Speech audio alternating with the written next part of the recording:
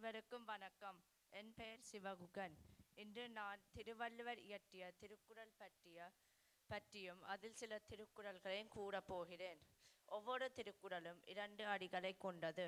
திருவள்ளுவர் 1330 குறள்களை எழுதியுள்ளார். இது 133 அதிகாரங்களை கொண்டது. ஒவ்வொரு அதிகாரத்திலும் 10 குறள்கள் இருக்கின்றன. இது மாந்தர் எப்படி வாழ வேண்டும் என்று வழிகாட்டுகின்றது. திருக்குறளை பொதுமறை என்றும் அழைப்பர். இது அறம், பொருள், இன்பம் எனும் முப்பால்களை உடையது. இதனால் திருக்குறளை முப்பால் என்றும் அழைப்பர். நாம் அனைவரும் இந்நூலை கற்று பயன்பெறுவோம். நான் இப்பொழுது அன்றாட வாழ்க்கையோடு தொடர்பு உள்ள சில திருக்குறள்களை கூறப்போகிறேன். முதலாவதாக, அகர முதல எழுத்தெல்லாம் ஆதி பகவன் முதற்றே உலகு. இதன் பொருள், எழுத்துக்களுக்கெல்லாம் ஆ என்ற எழுத்து முதலாவதாக உள்ளது போல உலகம் முழுவதும் இறைவனே முதலாக உள்ளான். இரண்டாவதாக, இன்னா செய்தாரை ஒருத்தல் அவர் நாண நன்னயம் செய்துவிடல். இதன் பொருள், துன்பம் செய்தவரை தண்டித்தல், அவர் வெட்கப்படும்படியாக அவருக்கு நன்மையை செய்துவிட வேண்டும். மூன்றாவதாக, ஈன்ற பொழுதின் பெரிது வக்கம் தன் மகனை சான்றோன் என கேட்ட தாய். இதன் பொருள், தன் மகனை நற்பண்பு நிறைந்தவன் என்று பிறர் சொல்ல கேள்வியுற்ற தாய் தான் அவனை பெற்ற காலத்தில் உற்ற மகிழ்ச்சியை விட பெரிதும் மகிழ்வாள். நாலாவதாக, எந்நன்றி கொன்றாக்கும் உய்வுண்டாம் உய்வில்லை செய் நன்றி கொன்ற மகற்கு.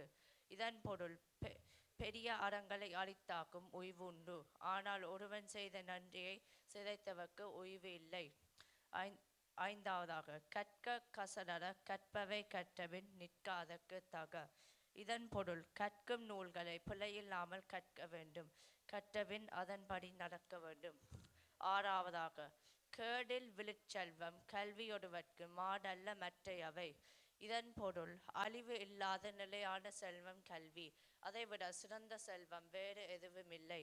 ஏழாவதாக, கண்ணுடையர் என்பவர் கற்றோர் முகத்திரண்டு புண்ணுடையர் கல்லாதவர்.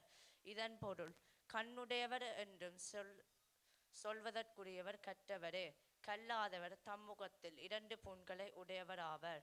எட்டாவது, ஒருமைக்கண் தான் கற்ற கல்வி ஒருவற்கெழுமையும் ஏமா புடைத்து. இதன் பொருள், ஒரு பிறப்பில் தான் கற்ற கல்வியானது அப்பிறப்பிற்கு மட்டுமல்லாமல் ஒருவனுக்கு 7 பிறப்பிலும் உதவும் தன்மை உடையது. ஒன்பதாவது, நன்மையும் தீமையும் நாடி நலம் புரிந்த தன்மையான் ஆளப்படும். இதன் பொருள், நன்மை தீமைகளை ஆராய்ந்து அறிந்து நன்மை மட்டுமே செய்பவனை செயலுக்குரியவனாக அமர்த்த வேண்டும். கடைசியாக, எப்பொருள் யார் யார்வாய் கேட்பினும் அப்பொருள் மெய்ப்பொருள் காண்பதே அறிவு.